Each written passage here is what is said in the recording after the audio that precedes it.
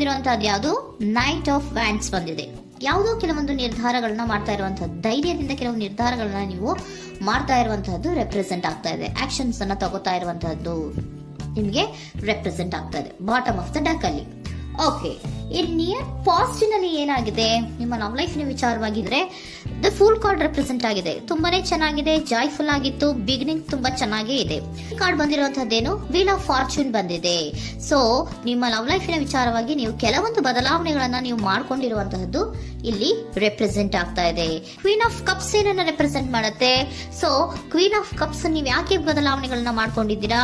ಕೆಲವೊಂದು ರೀತಿಯ ಸ್ಟೇಬಲ್ ಇರಬೇಕು, ಬಹಳ ಕೇರ್ ಅನ್ನ ಮಾಡ್ತಾ ಇರುವಂತಹದ್ದು, ಲವ್ ಲೈಫಿನ ವಿಚಾರವಾಗಿ ಬಹಳಷ್ಟು ಇಂಟ್ರೆಸ್ಟ್ ಅನ್ನ ತಗೊಂಡಿರುವಂತಹದ್ದು ನಿಯರ್ ಪಾಸ್ಟಿನಲ್ಲಿ ರೆಪ್ರೆಸೆಂಟ್ ಆಗ್ತಾ ಇದೆ.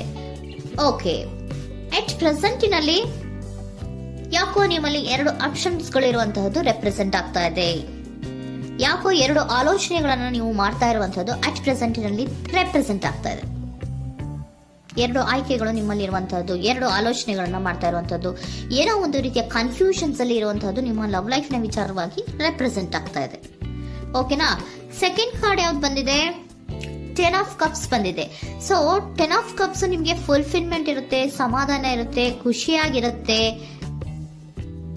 ಅನ್ನೋದು ನೀವು ಆಲೋಚನೆಯನ್ನ ಮಾಡಿದ್ರಿ. 2 ಆಯ್ಕೆಗಳಲ್ಲಿ ಯಾವ್ದನ್ನ ಸೆಲೆಕ್ಟ್ ಮಾಡಬೇಕು?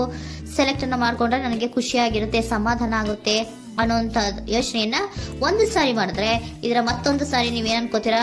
ಏನಾದ್ರು ನನಗೆ ಇದರಿಂದ ಮೋಸ ಆಗುತ್ತಾ, ಅಥವಾ ಇದರಿಂದ ನನಗೇನಾದ್ರು ತೊಂದರೆ ಆಗುತ್ತಾ, ನನ್ನನ್ನು ನಾನು ರಕ್ಷಣೆ ಮಾಡ್ಕೋಬೇಕಾಗತ್ತಾ ಅನ್ನೋಂತಹ ಆಲೋಚನೆಯನ್ನು ಕೂಡ ನೀವು ಮಾಡುವಂತದ್ದು ರೆಪ್ರೆಸೆಂಟ್ ಆಗ್ತಾ ಇದೆ. ಯಾಕೋ ನಿಮ್ಮಲ್ಲಿ ಸಮಾಧಾನ ಇಲ್ಲ, ಕನ್ಫ್ಯೂಷನ್ಸ್ ಇದೆ, 2 ಆಯ್ಕೆಗಳು, ಯಾವ ನಿರ್ಧಾರವನ್ನ ಮಾಡ್ಬೇಕು ಗೊತ್ತಾಗ್ತಿಲ್ಲ. ಸೊ ಅದಕ್ಕೆ ನೋಡಿ, ನೀವು ಬೇಜಾರಿನಿಂದ ಮೂವಿಂಗ್ ಆನ್, ಬದಲಾವಣೆ ಆಗ್ತಾ ಇರುವಂತಹದ್ದು ರೆಪ್ರೆಸೆಂಟ್ ಆಗ್ತಾ ಇದೆ.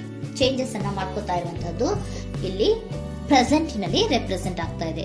ಯಾಕೋ ಬೇಜಾರಿನಿಂದ ಕೆಲವೊಂದು ರೀತಿಯ ಬದಲಾವಣೆಗಳನ್ನ ನೀವು ಮಾಡ್ಕೋತಾ ಇರುವಂತಹದ್ದು 6 ಆಫ್ ಸೋರ್ಟ್ಸ್ ಅಲ್ಲಿ ರೆಪ್ರೆಸೆಂಟ್ ಆಗ್ತಾ ಇದೆ. ನೀವು ಈ 6 ಆಫ್ ಸೋರ್ಟ್ಸ್ ಮತ್ತೆ ಏನನ್ನ ರೆಪ್ರೆಸೆಂಟ್ ಮಾಡುತ್ತೆ ಅಂದ್ರೆ, ನಾನು ಲವ್ ಲೈಫಿನ ವಿಚಾರವಾಗಿ ಒಂದು ಬೆಟರ್ ಆಪ್ಷನ್ಸ್ ಅನ್ನ ಸೆಲೆಕ್ಟ್ ಮಾಡ್ಕೋಬೇಕು ಅನ್ನುವಂತಹ ಆಲೋಚನೆಯನ್ನ ಮಾಡ್ತಾ ಇರುವಂತಹದ್ದು ರೆಪ್ರೆಸೆಂಟ್ ಆಗ್ತಾ ಇದೆ. ಓಕೆನಾ? ನೀವೇನಂದ್ರೆ ಅಟ್ ಪ್ರೆಸೆಂಟಿನಲ್ಲಿ ನಿಮ್ಮ ಲವ್ ಲೈಫಿನ ವಿಚಾರವಾಗಿ ಬೆಟರ್ ಆಪ್ಷನ್ ಬಗ್ಗೆ ಯೋಚನೆಯನ್ನ ಮಾಡ್ತಾ ಇರುವಂತಹದ್ದು, ಅದರ ಬಗ್ಗೆ ಸ್ವಲ್ಪ ಕನ್ಫ್ಯೂಷನ್ ಅಲ್ಲಿ ಇರುವಂತಹದ್ದು ಅಟ್ ಪ್ರೆಸೆಂಟಿನಲ್ಲಿ ರೆಪ್ರೆಸೆಂಟ್ ಆಗ್ತಾ ಇದೆ. ಬಟ್ ನಿಯರ್ ಫ್ಯೂಚರಿನಲ್ಲಿ ಏನಿದೆ? 3 ಆಫ್ ಸೋರ್ಟ್ಸ್ ಇದೆ. ಕೆಲವೊಂದು ರೀತಿಯ ಬೇಜಾರುಗಳಿರುವಂತಹದ್ದು, ನೋವುಗಳಿರುವಂತಹದ್ದು, ಕೆಲವೊಬ್ರು ಅಳ್ತಾ ಇರುವಂತಹದ್ದು, ಭಾವನಾತ್ಮಕವಾಗಿ ತುಂಬಾ ಫೀಲ್ ಅನ್ನ ಮಾಡ್ತಾ ಇರುವಂತಹದ್ದು ನಿಮ್ಗೆ ರೆಪ್ರೆಸೆಂಟ್ ಆಗ್ತಾ ಇದೆ. ಯಾಕೆ ನಿಮಗೆ ಆ ತರ ಆಗತ್ತೆ ಅಂತ ಅಂದ್ರೆ, ಡೆವಿಲ್ ಕಾರ್ಡ್ ರೆಪ್ರೆಸೆಂಟ್ ಆಗಿದೆ. ಸೊ ಡೆವಿಲ್ ಕಾರ್ಡ್ ಏನನ್ನ ಹೇಳುತ್ತೆ? ಅಡಿಕ್ಷನ್ಸ್ ಅನ್ನ ಹೇಳುತ್ತೆ. ತುಂಬಾ ಯೋಚನೆಯನ್ನ ಮಾಡುವಂತಹದ್ದು, ಮೇಲಿಂದ ಮೇಲೆ ನೀವು ಒಂದನ್ನೇ ನೀವು ಯೋಚನೆ ಮಾಡ್ತಾ ಇದ್ರೆ ನಿಮ್ಗೆ ಅಲ್ಲಾಗುವಂತದ್ದೇನು? ನೋವುಗಳೇ ಅಲ್ಲಾಗುವಂತಹದ್ದು. ಸೊ ಯಾತಕ್ಕೆ ಅಂದ್ರೆ ನಿಮ್ಮಿಬ್ಬರ ಮಧ್ಯೆ ಕೆಲವೊಂದು ರೀತಿಯ ಘರ್ಷಣೆಗಳಿರುವಂತಹದ್ದು ರೆಪ್ರೆಸೆಂಟ್ ಆಗ್ತಾ ಇದೆ. ಕೆಲವೊಂದು ರೀತಿಯ ಮನಸ್ಸು ಒಂದೇ ತರ ಆಲೋಚನೆಯನ್ನ ಮಾಡ್ತಾ ಇಲ್ಲ. ಒಂದ್ಸರಿ ಆ ತರ ಯೋಚನೆ ಮಾಡ್ತೀರಾ, ಒಂದ್ಸರಿ ಈ ತರ ಯೋಚನೆ ಮಾಡ್ತೀರಾ, ಕನ್ಫ್ಯೂಷನ್ ಅಲ್ಲಿ ಇರ್ತೀರಾ, ಏನ್ ಮಾಡ್ಬೇಕು ಗೊತ್ತಾಗಲ್ಲ.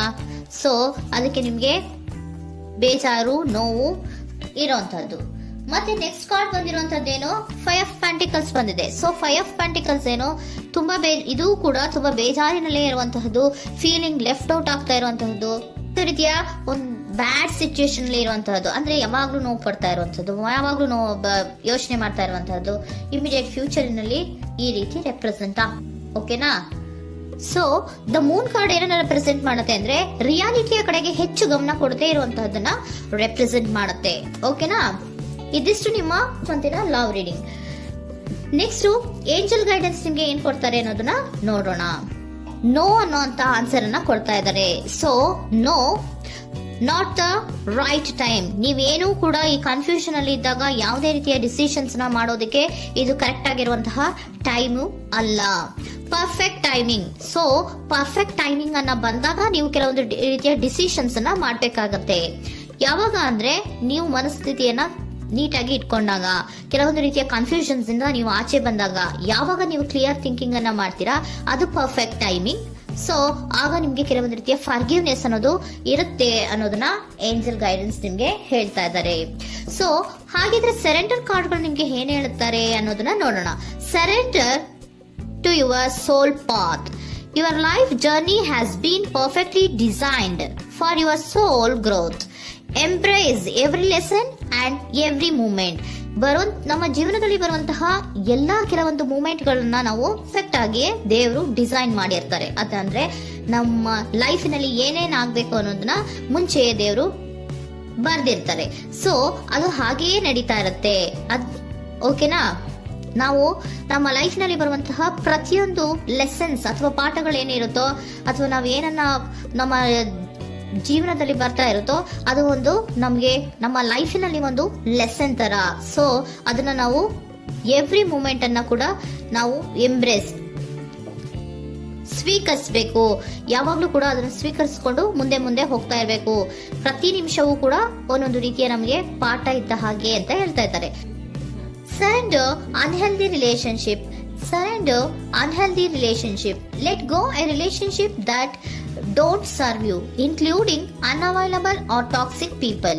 You deserve to be treasured by others and to be surrounded by positive people.